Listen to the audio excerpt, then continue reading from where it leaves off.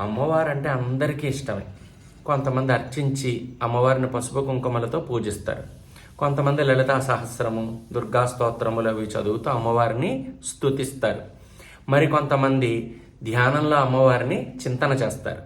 మరి కొంతమంది ఆవిడ స్వరూపం, స్వభావం, తత్వ విచారంతో తెలుసుకుందాము అని ప్రయత్నిస్తూ ఉంటారు. వీటిలో అమ్మవారు ఏ స్వరూపంలో సులభంగా లభిస్తుంది అంటే అన్నిటిలోనూ అమ్మవారే ఉంది. ఎలా?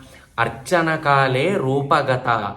ఒక మూర్తిని ఎదురుగుండా ఉంచుకుని మనం అర్చిస్తున్నప్పుడు అమ్మవారు ఆ మూర్తి యొక్క రూపంలో వ్యక్తం అవుతుంది.